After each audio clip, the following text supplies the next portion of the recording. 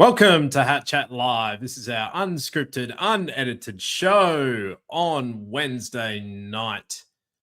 It is finals time in AFL Fantasy. 4 rounds to go. Qualifying finals this week. Elimination finals if you're not good enough to make the top 4.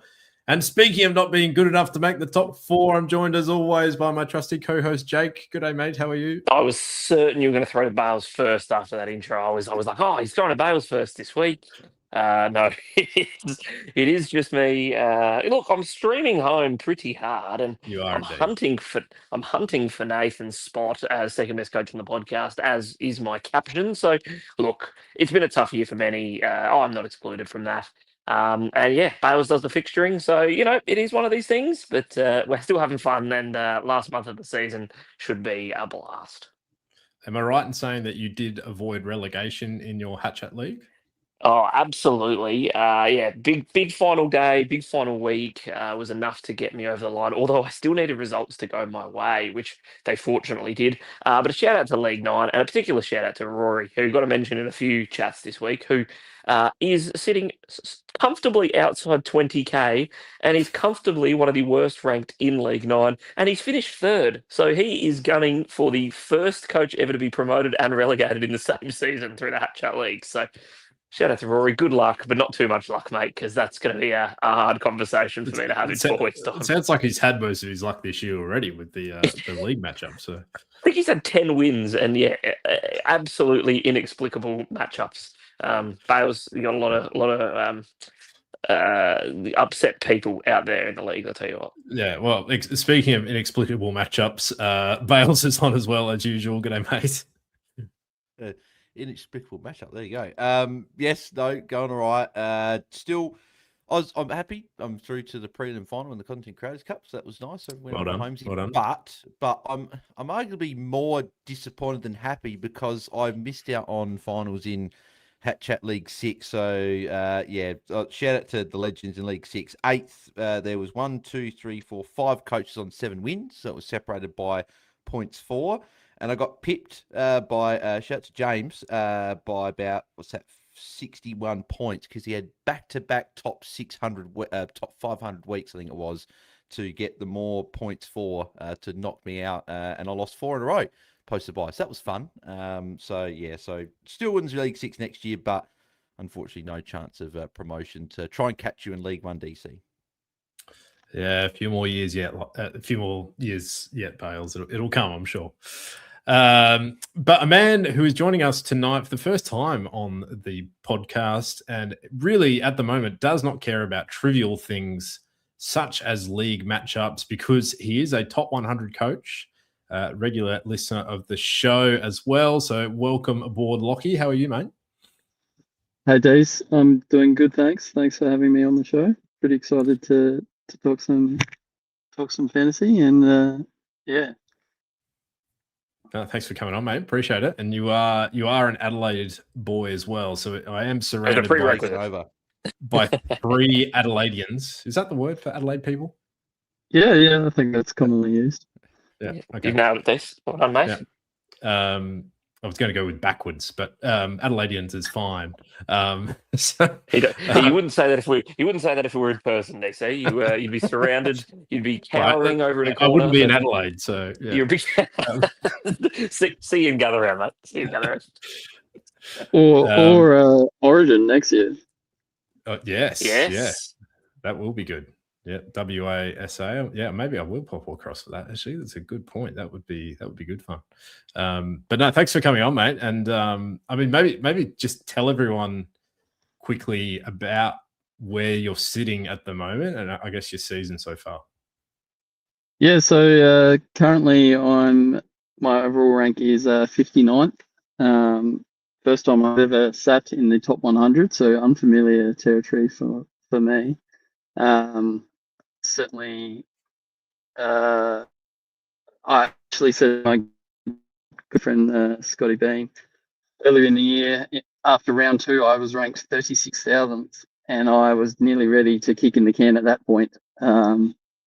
But yeah, I've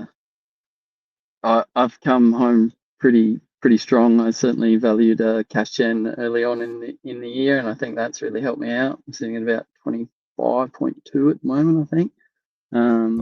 So that certainly helped. And yeah, I've cracked top 1,000 in round 13 at 676, and yeah, I had a cracker this past round. I had a 198 round rate for 20 at 24.73, so that brought me into 59th. Amazing. So this is the first week you've been in the 100 then? Did it jump you up that much? Yeah, that's right. I was 179th last week. Yeah, wow. Yeah. That's a big jump in a week then. I think decent, and well for you, Lockie. But I was having a look at your ranks, kind of round to round, and it is. I think you've made ground every week, bar 3 or 4 since obviously sliding out into round 2. So I think that's Yeah, kind that's of a right. testament. Yeah, I think the testament of having such good cash gen means that you are continuously progressing week on week, and kind of going into the buy that 1,500 or so mark, or I think maybe slightly behind that, but quite quickly into there during the buys. I think that shows like that's the perfect spot to pounce. And sometimes people think to themselves, "Oh, I'm out at 2K. It's going to be a real struggle from here." Well, you've hunted your way right smack bang into the thick of it, and you've still got 4 weeks to go. Like you've done it with plenty of time. So I think that's a testament. I guess the one question I have for you for that cash gen is, as someone who nailed a lot of rooks this year but struggled with the premiums. If you ask whether cash gen is more important than rankings, I will kick you off the show, Jake. Was not the question. Thanks for assuming, DC, that I would say such a ridiculous thing. But cash gen, would you say it's more important? No. No. I guess my thought was, in terms of nailing your premiums, did you purely go in with a points first focus, or have you kind of been listening to the lemon strategy of old of I'm just focusing on the right moves from a cash perspective, and that has in many ways fortunately also come with a bucket load of points? Yeah, I don't think I went too hard, like extreme one way or the other. To be honest, like cash gen was always in the back of the mind, especially in the early rounds up until the buys, especially. Um, but yeah, I think obviously you get to this point in the season, and there's a pretty big difference between most of the guys in the top 100 are going to have pretty decent cash on their heads, and Warney's a classic example. He was flying early on, and then I think cash caught up to him, but he's actually he's come good in the last couple of rounds, I think. So yeah, it's having a good season is the Warn Dog. Did you start with Nick Dacos or Bailey Smith? I did start with Nick Dacos, yes. Him and Goulden. Goulden was out straight away, obviously. Yeah. But I didn't start with Bailey. But I did get him pretty early. I jumped on a lot of premiums pretty early this year, probably earlier than I would have in previous seasons. Yeah. Can you remember roughly what round you got Baz? Oh, I can tell you right now. I've got it here. So round 12 first. Okay. First round of Yeah, the so buys. it's still a little way into the season, but yeah. I think that move to start Nick Dacos clearly has been an outstanding one this year. I guess your best trades during the season, anything that jumps to mind there that's helped you get ahead? I think we may have brought in Will Ashcroft both very early, you and I. And I think I posted a comment after his, horrific run where he was putting out these 60s and 70s. I was like, Deese, can we hold him one more week? And I think I had a forced trade and I couldn't trade him out. And thank God, because him over the last 5-6 weeks has been, one of the best. Yeah, no, he's been a very good. He's made a really good jump this year from kind of a premium to an uber premium, basically. So, definitely been a good pick. And that like patch through the middle of the season was kind of inexplicable, but probably aligned a little bit with the way the lines were going as well. It was a bit of a strange, no doubt, no doubt for him. So, yeah, their whole team's come good. He also started getting these 13-meter kicks get paid every one. I keep joking about that in a group chat. Do I taste a tinge of salt there, Bales? Yeah, you do a lot. You taste a whole jar of salt with that one. I keep messaging Gravy Told watch Will Ashcroft. I want to bring him in this week, hopefully. But where's the tape measure? Yeah, exactly. No, look, I just had obviously with all these injuries that we've had this year, how have you been able to navigate? Have you been able to dodge a few of the bullets and be able to sort of get lucky in that sense and be able to move up those ranks? Or have you had a fair few bullets and just had to maybe hold some, like Liam talked about it on with you boys, DC and Jake on the pod this week, saying that he maybe held some premiums for a week or two if they were injured instead of trading. So, Lockie, how have you been able to navigate all these injuries and these forced trades that we've had this year? Well, I think like a lot of coaches in the top 100, I've definitely had some luck in the bullets department, probably less than some others. But I think I've had a pretty general rule this year that if it's 1 week on a primo, I would try and hold. If I can loop with a couple emergencies, and that's perfect. But anything more than 1 week, I've hopped off pretty quick. Trying to see if I can find any examples at the moment, like We had the Whitfield 1 weeker in there. I think we had JHF a couple of weeks yeah, ago as well. I got rid of Witt in round 18. I haven't got him back in yet. Yeah, probably not been a bad move. Actually, JHF was a 1 week. Obviously, like he was 100% coming straight back in, was going to be the main guy, and yeah, did okay on the weekend. He should have done a lot better. I think he was in the 90s at 3/4 time. He had a quiet last one, but yeah. I think one of the sorry, you go, Babs. I was just going to what about Baz and Naz when like, I think Naz is out not what was it round 10 just for the buys and Baz was what the week before his buy.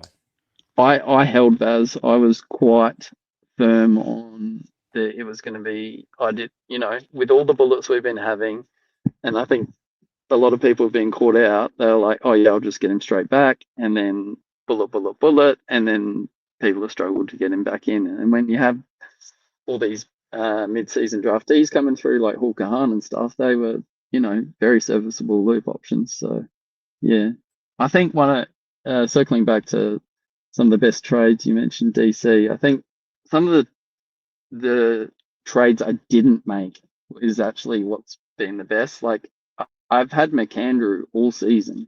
I still have him in my team at the moment. He's possibly going out this week for me for Darcy Cameron, who has been listed tomorrow night. I think he's a pretty hot trade target.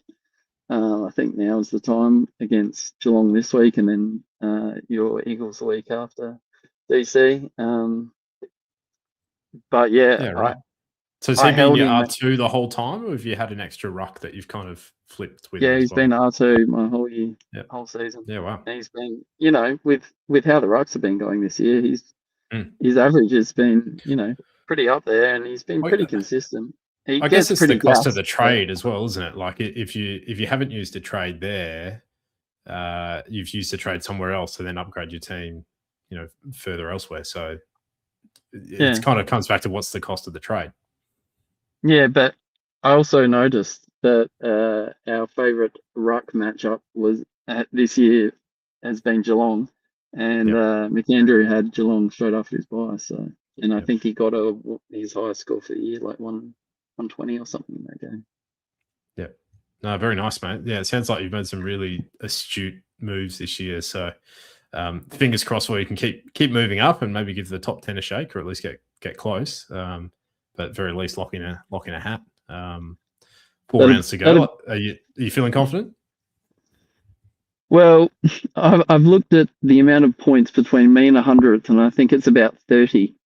Yeah. The amount of points between me and 10th, I think, is about 430. So it makes you feel a little nervous for sure.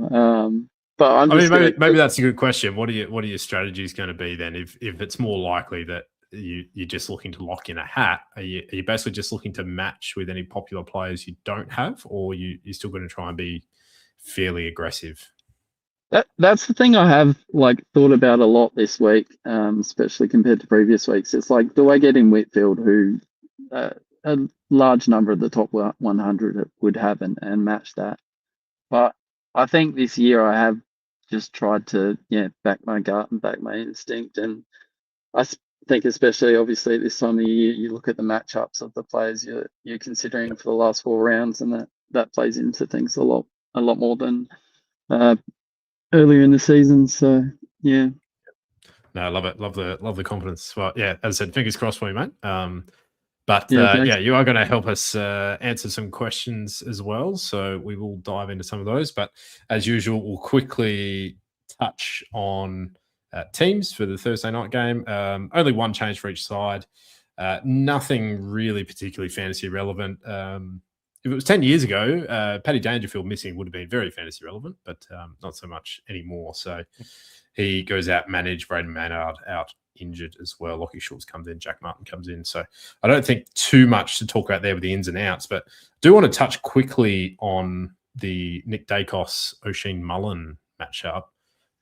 Bales, if you had the luxury this week, you maybe avoided an injury to last week, would you consider jumping off Nick for a week or even throwing him on the bench?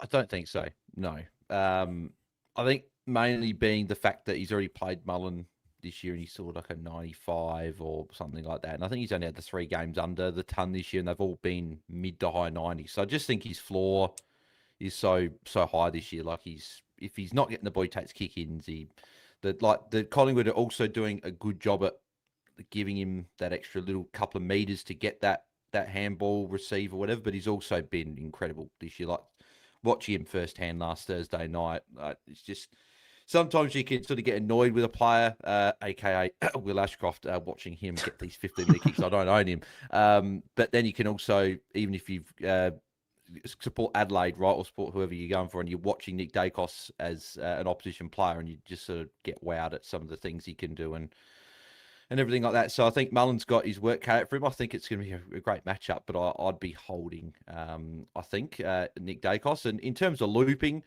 I feel like I wouldn't, because we saw on the weekend that if you didn't have some cover or you were sort of locked out, you may cop the donut with Ryan Marshall being laid out and other. We saw Nick Newman obviously get injured early. So I just think this year it's a little bit dangerous unless you've got, say, cover in like the last game of the round or last couple of games around. You can maybe then put an extra emergency on in case something happens. Yep. So then maybe that would be somewhere where you can put the emergency on. But I think I'd just be playing Nick Dacos on field and leaving it at that. Just no captain or VC for me this week.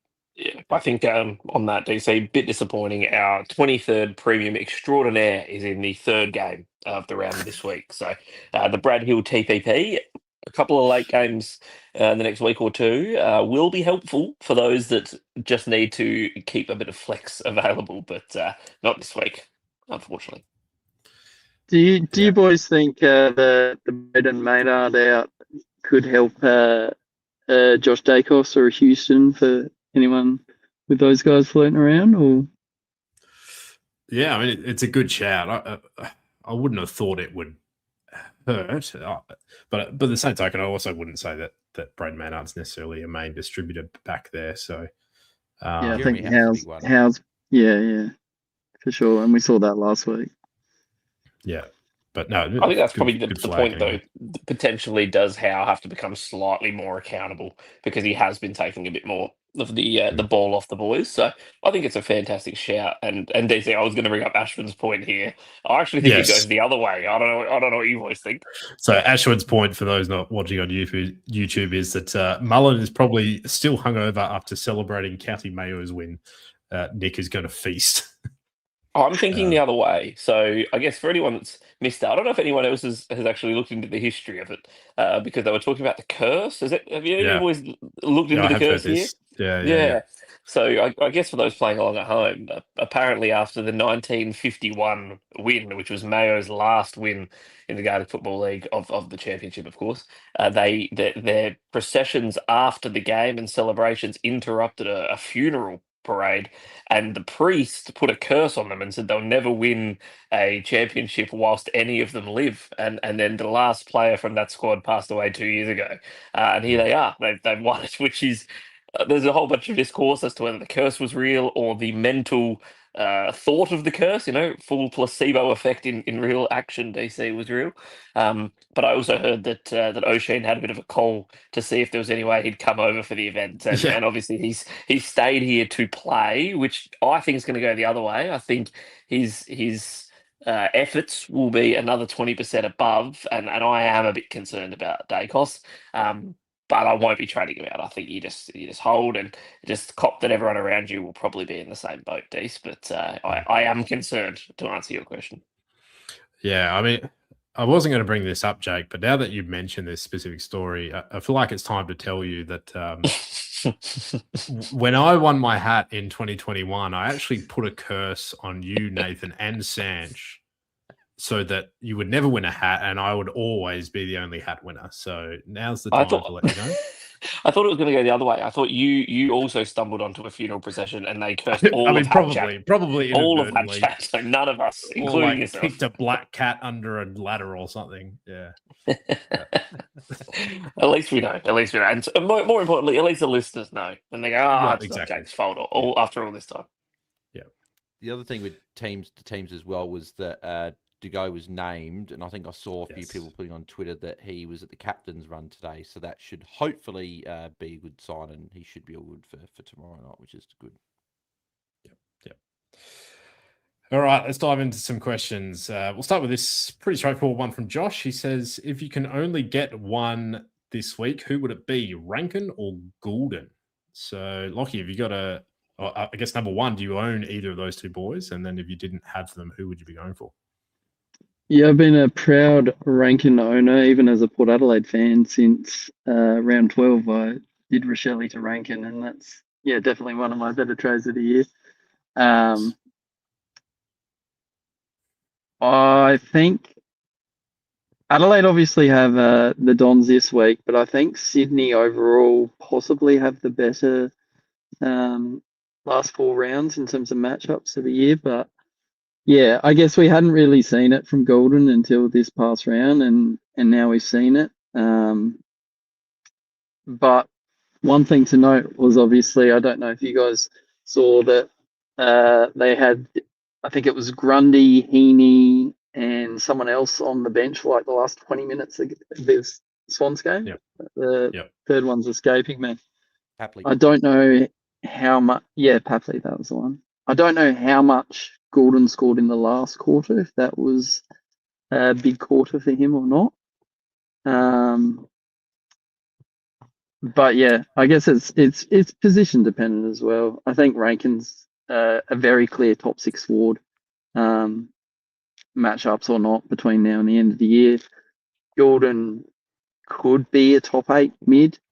He won't be for the season, but he could be a top 8 mid for the last 4 rounds. But I think Rankin is the safer one in terms of definitely being a top 6 forward for the rest of the year. Yeah, I think I think it's a good call, and I think it's an interesting point that you kind of flagged there because I mean, Bales, you'll attest to this. Obviously, Goulden's scoring over the last month since his return hasn't been great, and whilst we know he racks up the pill, he doesn't have a plethora of 40+ games in his arsenal. So, do we expect him to do that back to back? Do we expect him to do that multiple times in the last few weeks to pop scores like that? I think that's where I'm a little concerned. And similarly, to your point, Lockie, like, is there any chance that he's the one that they end up resting? Like, we know he's got a good tank, but he has had an interrupted preseason, an interrupted season.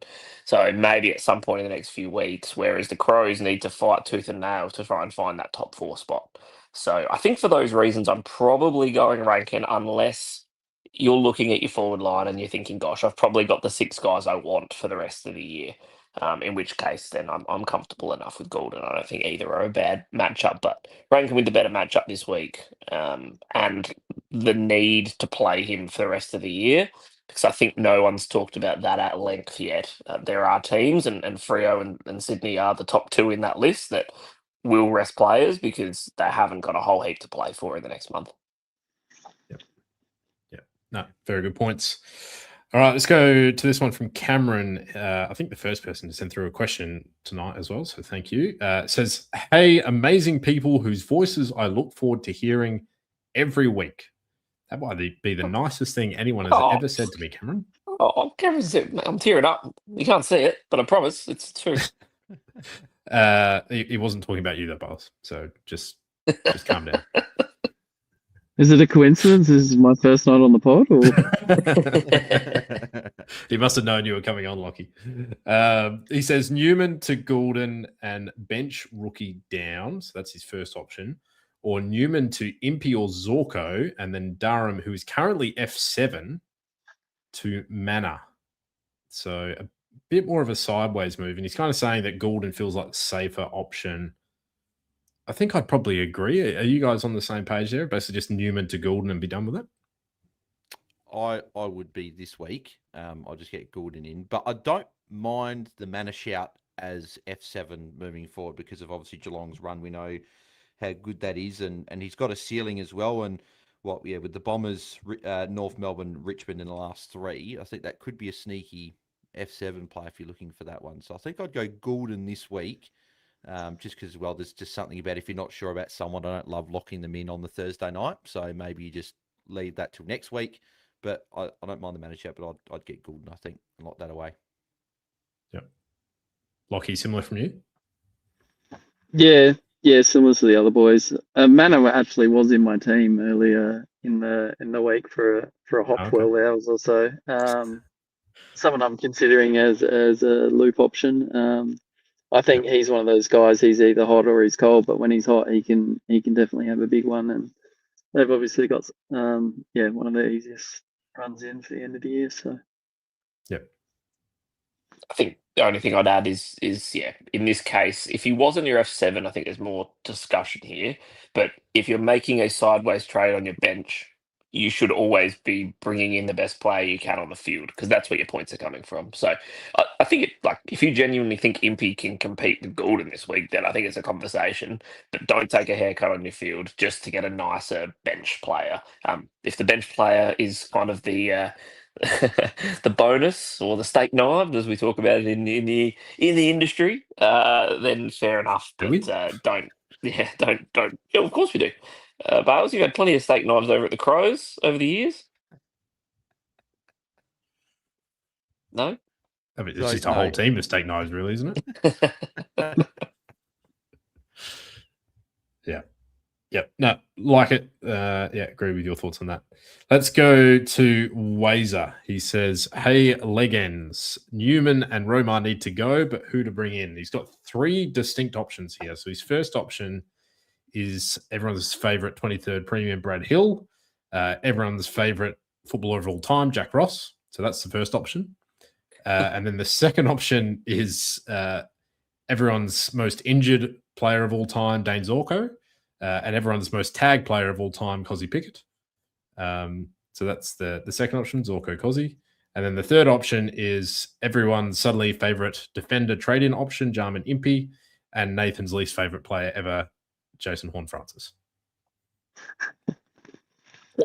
I mean, I don't want to judge the team. How is he missing all 6 of those players? That's the first thought that came to mind. In the last few weeks, none of them in? What has happened? I mean, to be fair, I only have JHF out of that list. Are you guys 110% on Romar is a must go this week? Because for me, I don't know he is. Like a back spasm. No, not with my team. He's about my best player. If I was 59th, I'd probably say I would be lucky, but I'm not. So. Yeah. I've got him sitting in there at the moment. Pending teams tomorrow night, but we'll see what happens. Yeah, I mean, I think as we said earlier in the week, like back spasms. If he's still got a major issue with his back this week, that'd be a worry. So I think he'll be fine. Is my guess. It's probably more just the back to job sharing with TDK, isn't it? That's more the issue. Yeah, that's it. He might sit up forward a bit more. I mean, TDK didn't look too bad on the weekend, so yeah. I'm probably a little bit more worried. Just hearing Ross's comments just in the presser just about Romar, just saying like I still got a few hurdles to. Yeah, but you can't trust Ross. That's what we learned from his presser last weekend. You just can't trust anything he says, even if it is true. that was a great press conference. Yeah, it was. Yeah, no, just If I just felt if he's especially if he's in your ruck line, I think him to DC's the whether it be our DC on the pod or Darcy Cameron would be a good trade, I think. So. So which were the combos that just run through them again? So the 3 combos. First one was Brad Hill, Jack Ross. Mm-hmm. Second one was Zorko and Cozzy.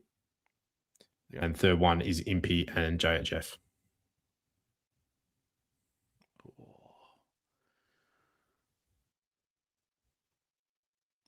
bloody good options. It's pretty tough, isn't it? I feel like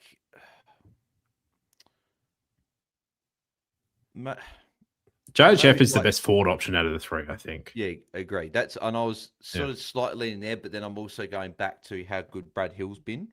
And I think Jack Ross has been all right. Since he's obviously had those He's been couple out of for a bit, concussions, but he's come back and I think he went like 94 last week, and take out that 28 that he had a couple of weeks ago when he had that other concussion, like a couple of 70s and a 90, 100, couple of 90s there. So he's been all right. What's his price? 75. If you could go Brad Hill and Mateus Filippo, if you don't Filippo, I'd go that option, I think. But I'd also quite like Brad Hill. He's just been smashing it since like the game that Sinclair was injured early, the Bulldogs. He's gone 115, 159, 134, 88, and 131. And that 88 was against Geelong and Geelong. So I think with these games at Marvel, 3 of them, then again at the MCG against the Tigers, I think I'd probably lock him away. So I think that and Brad Hill is where I lean to. But if you can do Filippo, I'd probably then definitely go Hill and Filippo personally. Yeah, I quite like Filippo this week. I would have got him last week. If not for our mate Herbie Herbert putting up a big score and forced me to adjust my trade. So 118, yeah. far out. So yeah, I think the Filippo role is what we all wanted in preseason. He's still pretty cheap, and if you need to round out your forward line or even your midfield at M8, I think is a nice option.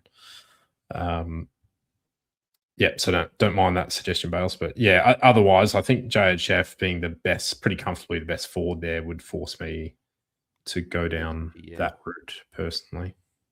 Yeah, the Hawks have a lovely run home as well. 3 out of their 4 are pretty good. They got who is it this week? They have North, who have gotten easier. Then they've got Brisbane, which is the not so nice one. But then they have the Pies, who are lovely for halfbacks, and then the Eagles in the last round. The only flag there is that I brought in Impey last week, and that's because I thought Amon was going to be out for the rest of the regular season, but he was listed as I think only 1 to 2 in the injury report this week, so that could impact his scoring a little. Yep, no, good shout. While we're on Impey, Lauren asks, "Is it Zorko, Impey, or Whitfield?" She also says that I'm worried Zorko gets managed. I mean, you don't have Whitfield, Lockie. Would you look at him over those 2 guys, or you reckon go the more unique play?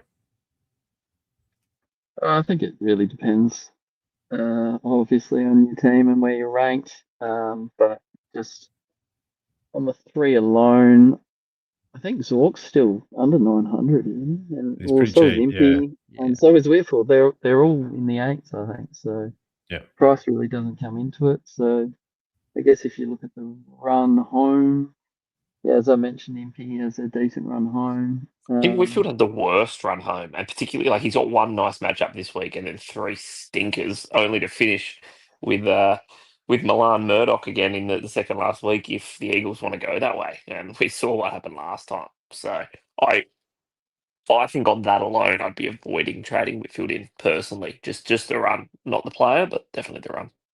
See, I'm probably on the other way. I want to get Whitfield. If I don't have Whitfield, I'd want to get him in just because I think with Callahan injured, I think Ash goes into the midfield, meaning that Whitfield will get all those points back there to himself. That's being that, yes, the Milan Murdoch tag would be my only worry. So maybe if you've got maybe a Hawker Hahn, maybe a Loop that week, possibly. But I just feel like, he could go big. But maybe, if he's the one that's probably more highly owned, right? So maybe you go against it and you go for one of the more unique guys, banking on maybe a tag or 2 with Ash being in the midfield. Maybe they just go, well, let's just shut down Whitfield because he's the only one back there. So you could look at it both ways. Yep. Very good point. Jake, I might throw this one to you because Muzzbuzz asks, not the actual coffee making chain, I assume. I was about to say, I don't know if that doesn't was seem to be a logo in coffee chain, or if that was if that's Australian wide. What's the good? Muzzbuzz asks, "Would you like full cream or skim milk?" I said, in terms of my outs, it may come down to the best cover options. Who do you think will score better, Herbert or McKercher? Oh, that's rough. You're just trying to really dig the knife in on this one. I think Herbert's role is better, and Herbert's role has been better for the last month. And even though one is a rookie, I think it's him. I think it's the safest bet. He has looked better. Obviously, Kirch. I was so frustrated I brought him in, but I talked about that this week. The fact is, he has scored for me 3 weeks in a row, and the defender forward status was the reason I brought him in. So he's done exactly the job that I planned for him to bring in for, with 15 less points a week. Whereas Herbert, on the other hand, has clearly taken a bit of a license there, DC, and I'm sure you're loving watching him. I think he hasn't put up a sub 60, and I think his last three have all been over 70. I don't think the 118 is necessarily repeatable. It might be, but the reality is he's shown in that role that he is a 70 guy kind of week in, week out. And I don't feel that way whenever I'm watching Kirch at the moment. So I think it's the safer of the plays. Yep. Are you guys locking bales? Are you aligned with that as well? I'm obviously a Herbert lover, so I'm going that way.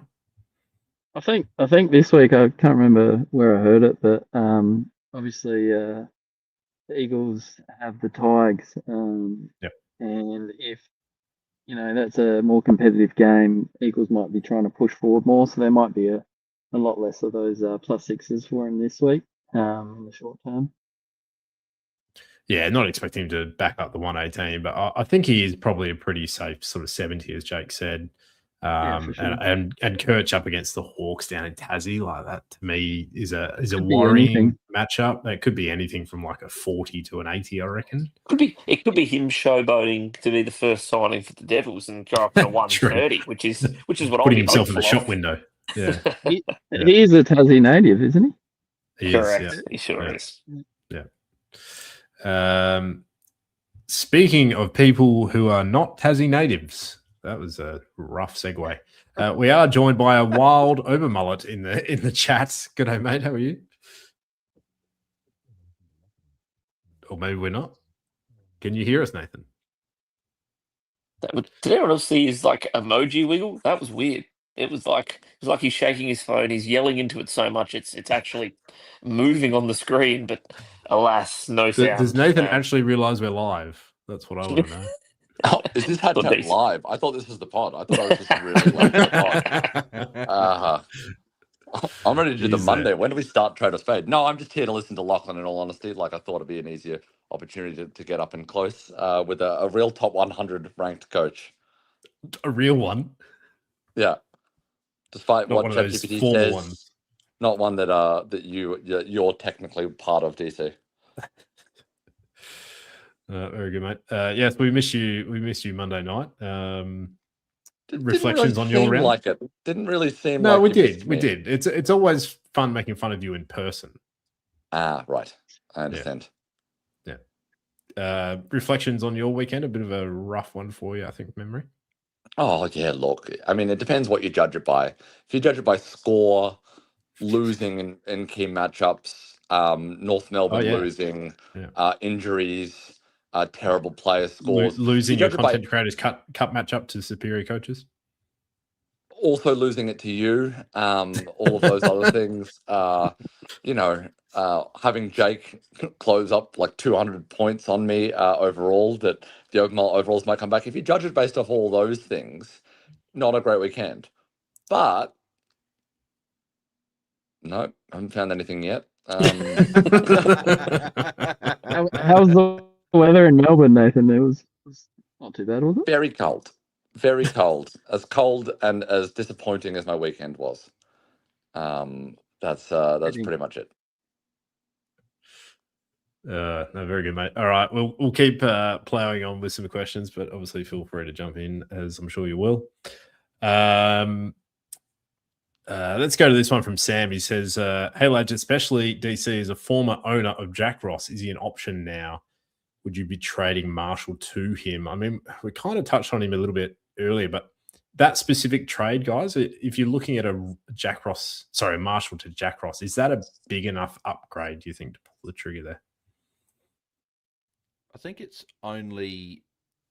I'd only be doing that trade, I think, if you're getting something really nice on the other end. If it's just a bit of a sideways move and then you're just doing another sideways, probably wouldn't do that. But if you're doing, say, him down and then you're going like, I don't know, Finn Callahan, for example, up to like a Will Ashcroft, I think that's where it makes it quite interesting. I think, DC, we spoke about it before, but I think when Filippo's, 2K cheaper or 3K cheaper, something like that, when he's right there, I think Filippo's I'd just be going him.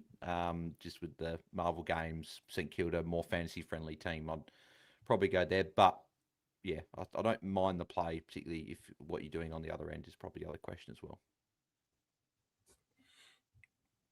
Yep. Anyone with different thoughts? Nathan, did you own Jack Ross early in the season as well? Am I imagining that? No, I did not. I was very, very on the bandwagon of him not wanting to go well because you owned him, if that helps. So I was talking about him a lot, but it was more hexes and curses and rain dances. Fair enough. More curses. This is the most amount of curses. Well, Nathan's not even going to know what we're talking about because he was on fashionably late. So he's going to have to go back to listen to this as well. Basically, I cursed you all to never win a hat. That's the top and bottom of it. I don't know who cursed me, but I think it was Mitch Duncan. Yeah, that name might have come up. Damn it. All right, let's go to this one from Matthew. He says, good day, phalanges.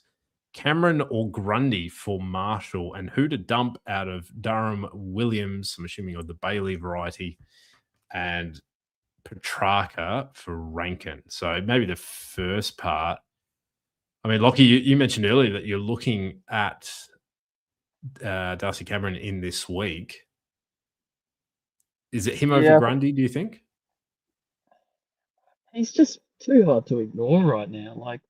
Like you saw all the coaches getting very frustrated when he was not performing, but his last three, he's gone over a ton. He's going into the two easiest ruck matchups in, Geelong and then the Eagles.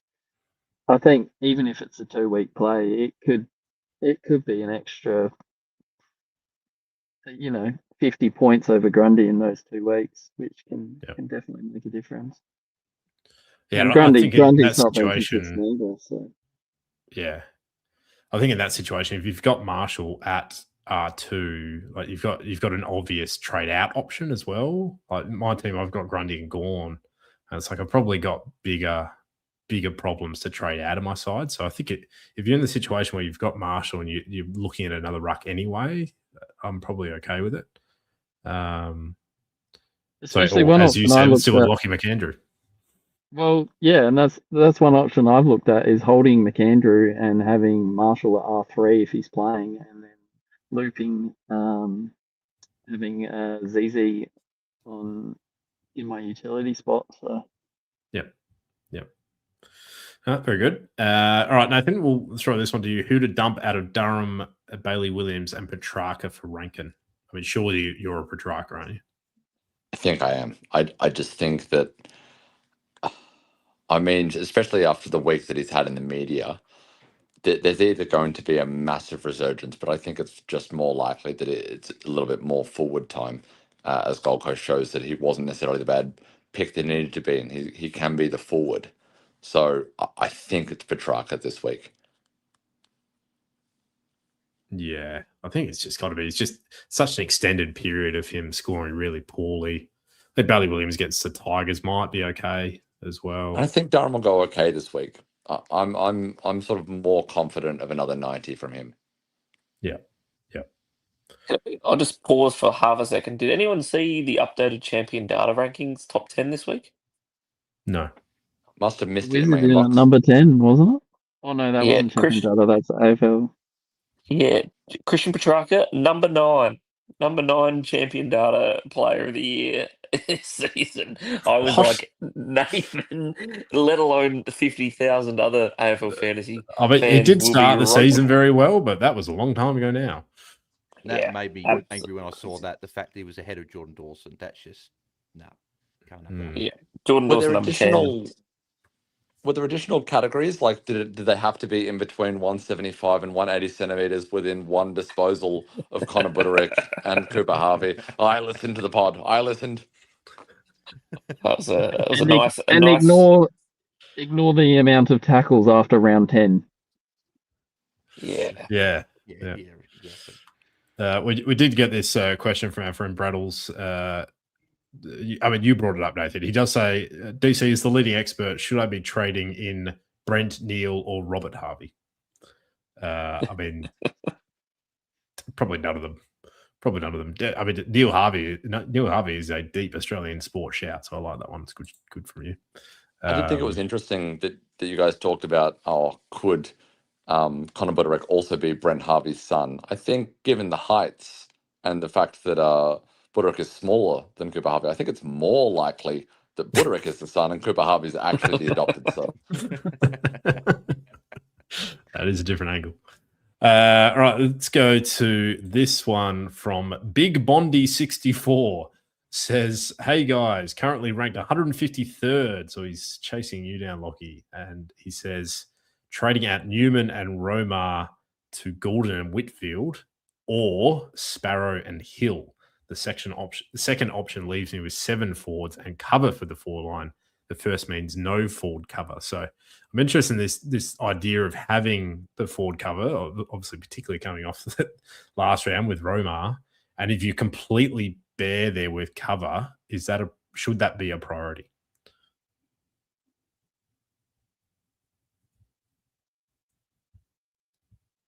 Anyone? I was waiting for someone else to. I feel like I've been answering. It is a tough question. For someone else to jump in. I think Big Bonnie asked this one on our show. And I think I don't know if we went over if he had no cover. So that maybe changes things just with the numbers that I know, Jake, you sent to me, and you obviously mentioned on your pod as well that just with the amount of premium injuries, maybe this is like normally I'd say Gordon and Whitfield, but is this the year you'd need to go Sparrow and Hill? Like you're ranked 153rd. If you cop an injury and people got cover and you don't, then maybe it's that could cost you more. So, and I think Sparrow's probably been a little bit unheralded. Like I know that we haven't mentioned too much on our pod, and Jake definitely has on ours. Yep, I know Jake loves. I've actually, to be fair, in all due respect to myself, I could have been raving about this for 20 weeks, but I've only raved about it 4 of those weeks, I reckon. I could have made the shout, but alas, just we should make this year maybe my best 22 at the end of the season. I think last year I did top scorers for the year. It'll be best players that Jake told people to bring in but didn't bring in himself. I think we can build a 22. We've got one, surely. Yeah, love it. I feel because the duos are so close, I'll probably lean to having the cover just and go Hill and Sparrow. Probably a little bit of differentiation. You wouldn't want to miss out on a hat with a laid out, would you? Yeah, exactly. So, and you can get Gordon next week, and if we're worried about Whitfield, if there's a Murdoch tagged in a couple of weeks, maybe that's your leg up. Maybe Whitfield gets tagged, you get that leg up, you get Sparrow, who's got a decent run home, and Brad, who's been killing it. Here's the question for you boys. When was the last time Tommy Sparrow went under 80? Was it that 30 that he had, or 28, whatever he had? Was that the last time? I reckon he would have jumped to 70 or something. I don't know, maybe a couple of months ago. Anyone want to have another crack? Just a date or a round? Last week. It would have been amusing if I was to throw it. No, he did have the 27 in round 1, and then he had a 78 and a 63 back to back in rounds 5 and 6, and since then nothing. Wow. Nothing below 80, mostly 90s, to be completely honest. So he's been a pillar of consistency in that forward line this year. Anyone who would have grabbed him wouldn't have had a single week to be disappointed, I think. Even that 63 with the way the forward line was performing at the start of the year. So I think based on Whitfield's run, Sparrow's consistency, and Hill's ceiling and TPP, I'm really comfortable with the second option, to be honest. Yep. No, like it. All right, let's go to this one from Corey. He says, thoughts on Marshall and Fitz to JHF and Gordon. Will get my 23rd back, or Durham and Fitz to JHF and Brayshaw. So, so the first trade gives him a 23rd premium is what I'm taking from that. I think the first trade's the better trade. Plus he gets a 23rd premium on.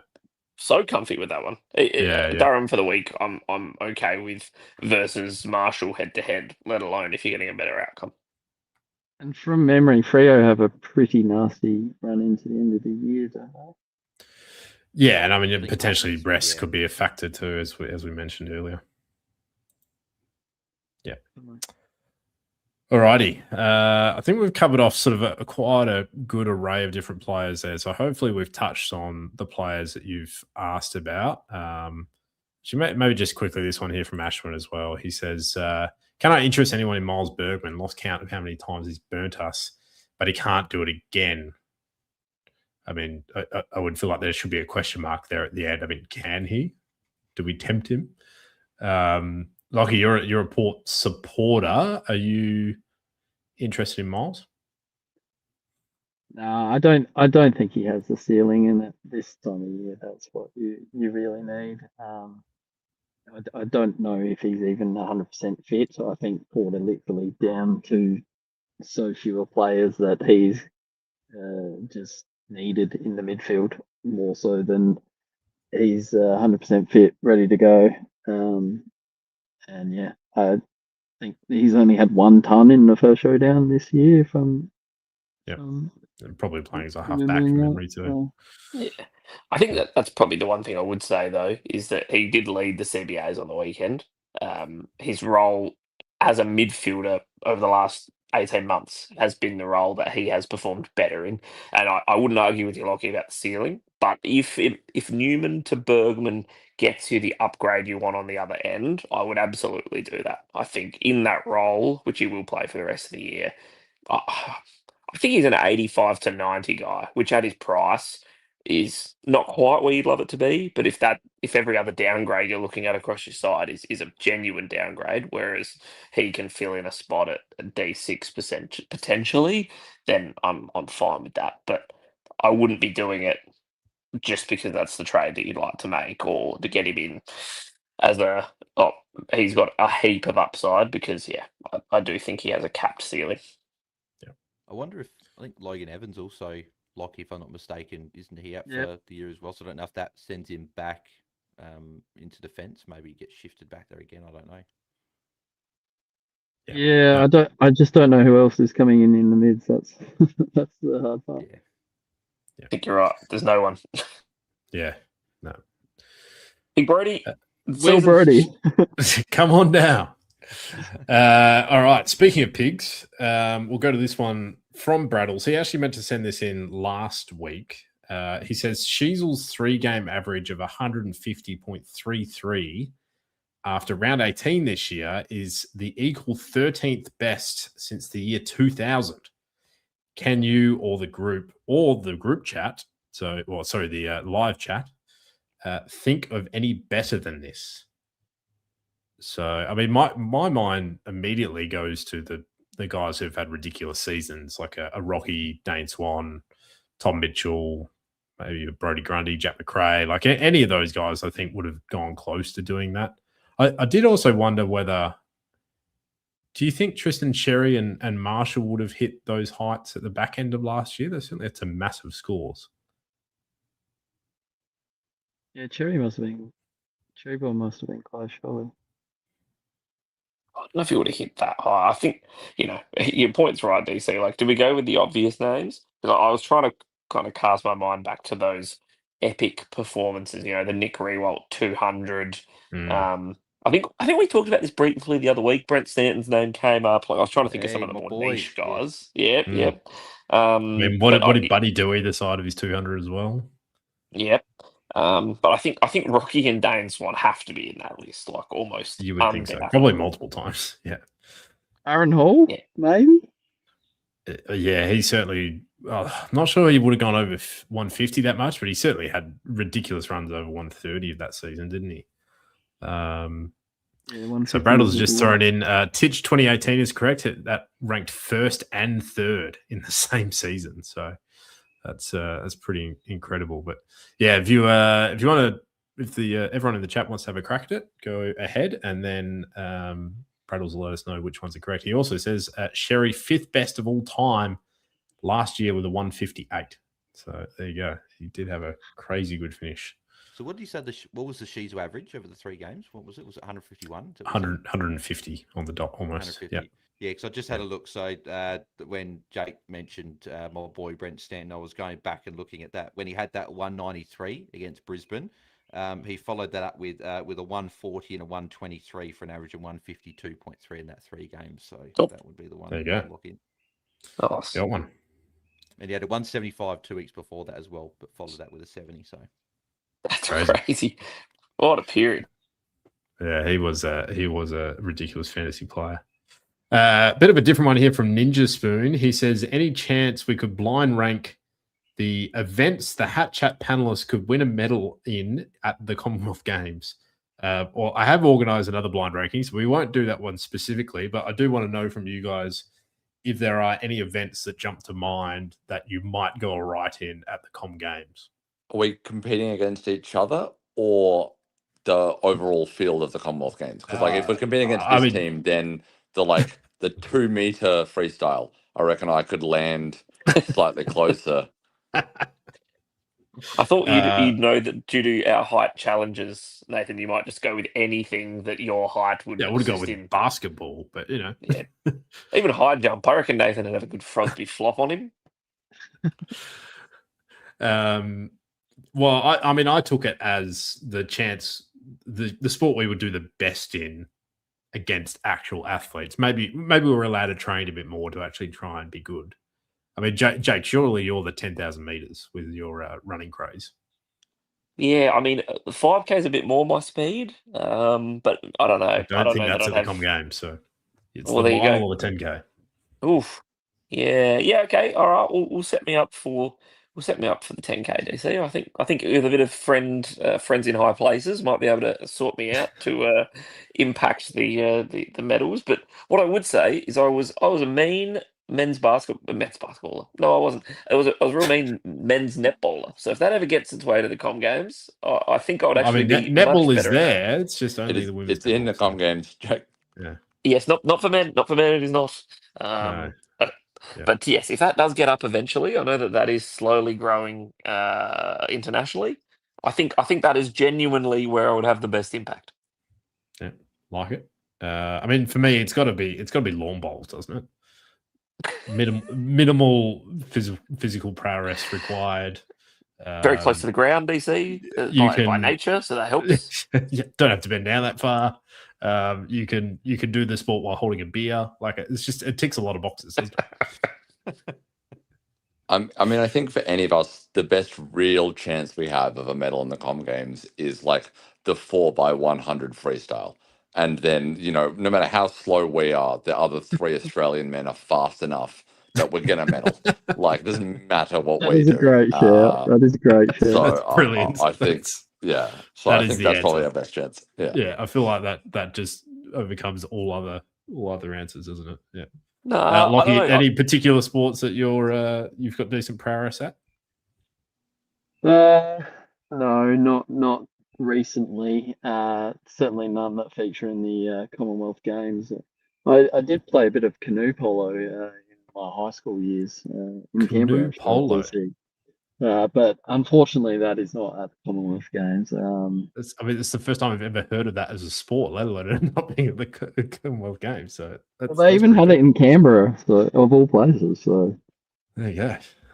Bit of competition on the lake. Is squash in the Com Games? No, well, not these ones. No. This has been quite a shortened schedule because Victoria threw in the towel and they had to find somewhere else to put it. So Glasgow took it on again. Yeah, I was just thinking the canoe polo got me thinking of water polo. It just got me thinking of sports with real deep benches. Because the 4x100, we still need to compete, Nathan. That is true. I mean, maybe it's the 3-on-3 basketball, and you can just be like the 7th reserve or something, and just sit on the bench. And you just get 1 minute of game time in a game against, I don't know. I shouldn't name a nation that I presumably would be terrible at basketball. Although I did see the Malaysia-Scotland finish. If anyone wants to watch if anyone hasn't seen that video, go and find that video of the finish. Deep cut 3x3 basketball result, but that was epic. One of the most ridiculous finishes I've ever seen. But that kind of thing, I agree. You just get 1 minute of court time. You find yourself a medal. Happy days.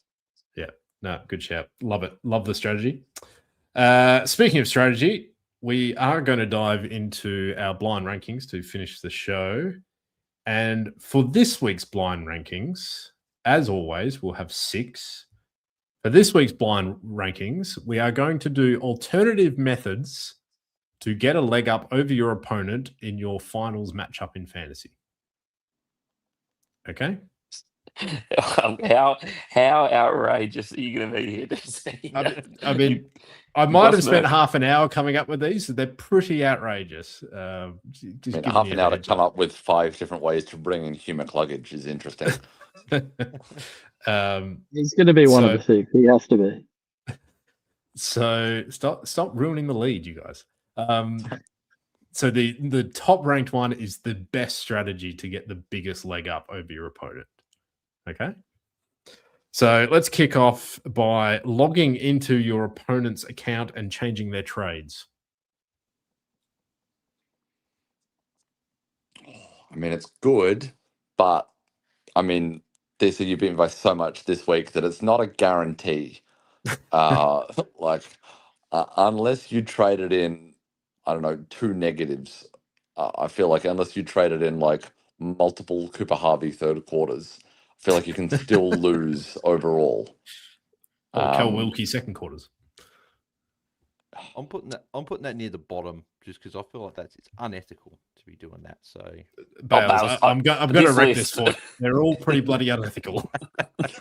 He's like, but you know what? Rocking up to their house, shooting them in the head. Yeah, no, fine with that. Saying blackest in this bitch and shooting them in the leg. One question, DC, just one quantifying piece that I need.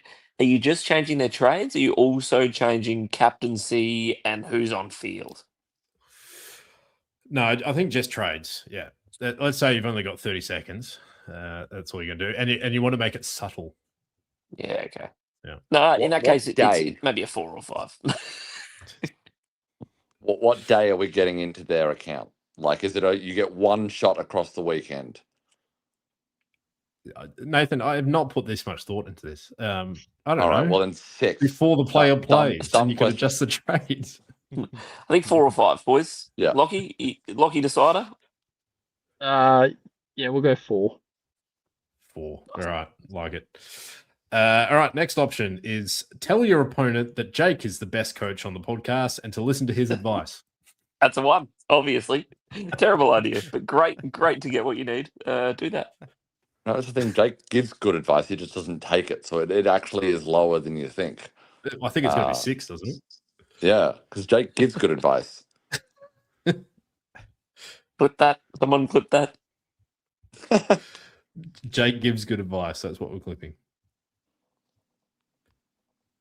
I mean, I'm not hearing any debate to that being the bottom option then. So we're saying that Jake actually gives good advice and putting that at the bottom. Is that right? Yeah, 5 or 6. Okay. All right. So throw that at 6. Next option is befriend an AFL coach and ask them to give your player all the kick-ins. That's a great idea. I'm a fan of that. Which coach would you want to befriend? And it has to be a bit niche, right? Because obviously there's a lot of players. Yeah, well, yeah, there's a lot of players. Actually, that could help me a lot. Whoever's playing North Melbourne. Yeah, that could help me. You've twisted my thoughts here, but I like it. I think I'm going to bump that nice and high. I think that could be a 2 because kick-ins very, very, very opportunistic for both +3s and +6s. Yeah, I was thinking 2 or 3. That's where sort of I was landing. Nathan, Lockie? Yep, sounds good. Yep. On board. So 2 or 3, what are we going with? 2. Well, I'm going to 2. 2. All right. Next option, kidnap your opponent's best unique player.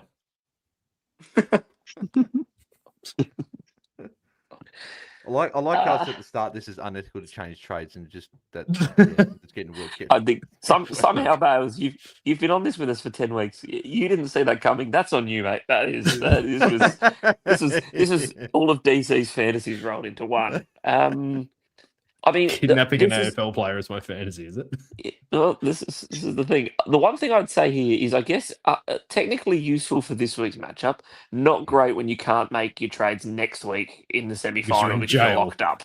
Yeah. So I'm going to put it like in full context. It won't help you win a grand final. So I think therefore it should be a 5. No like arguments. I like it. All right. Arguments. I'd agree. Yeah. Okay, 2 to go. So you have number 1 left and number 5 left. Next one is get a job with champion data and rig the scores in your favor. 1. That's One. Absolutely. Yeah. One. No arguments. Clear. 1. All right. And Yeah. the last option, of course, is convince your opponent that Hugh McCluggage has turned the corner. Oh, damn it. But there is every chance, boys. There is every chance he has, and therefore Yeah. that is the smallest percentage chance of helping you win your matchup. Yeah, I'm 50-50. comfortable with that. Sorry, I think I read out the options wrong as well. That was actually number 3. So, yes, number 1, get a job with champion data. Number 2, befriend an AFL coach and ask him to give your player the kick-ins. Number 3, convince your opponent that Hugh McCluggage has turned the corner. 4, log into your opponent's account. 5, kidnap your opponent's best player. And 6, tell your opponent to listen to Jake. Thanks, fellas. Oh, what I a think we nice did way well. to I think finish the pod. It's a good list. It's a good list. I think what I would say is that if anyone does any of those things and gets arrested, we did not give you the idea. We hold no legal responsibility. Yeah, listening to Jake is an arrestable offence. All right, we better wrap up quickly, but before we do, we will cover our VCs and Cs for the round. So, Bales, you're always organised with these sorts of things. Do you want to kick us off? Jeez. Oh, I'm always over the shop. Used to be last, first, middle. No, there we go. We'll go first. Like So keeping it spicy. I think where my mind goes straight to is VC. She's obviously just been in such good form, and then captain on Jordan Dawson that last game. But I'm just starting to have a few doubts that I have seen as a Crows fan in the past that Crows up by a fair bit. He's one of the guys that they will put on the bench for the last 10 minutes, albeit he could be on 120 points with 10 minutes to go. So I've still got it there. If I bring Will Ashcroft in, I don't mind going him captain straight up. But I don't know about you guys. I don't love a lot of options this week. So it is currently VC, She's in a Dawson, but I am just thinking about if I go a different captain option. Lockie, do you want to let us know what your VCs and Cs are, or do you want to play your cards close to your chest? No, I don't mind. They could change about 10 times between now and when the round kicks off, so that's fine. But currently I've got VC on Baz. I think he'll be hungry to prove the haters wrong this Thursday. Ed Allen did a pretty good job on Dawson, which is a slight concern, but I think, I reckon he'll come back and go 120 plus. And then I've got the C on Ashcroft at the moment. Nice. Like it. I was terrified Nathan? there that he was saying, well, VC on Baz and then C on Ed Allen. I was quite concerned there. I mean, are you putting the C on Ed Allen then? Or just a VC for you? If I had him, I would, but sadly don't own him. No, I'll back Lockley in, and I'll go a VC on Baz most likely, and then I'll maybe chuck the C on either She's or Dawson later in the round. We'll see how I go. Yeah, like it. That'll be very similar for me as well. So Baz into Dawson for me at this stage. Okay, then I'm going to change. Yes. And Jake, hit us with your thoughts on the captains this week. Gosh, it's some interesting names actually, and names that I have considered, but also looked at alternatives to as well. So I think Nakos with O'Sheen, I think we shouldn't be doing, and then there's every chance that Baz with Ed Allen. So I think for me at the moment I'm going to watch, but I wouldn't blame anyone for going that path. And because it's a VC, I think you're playing pretty safe there.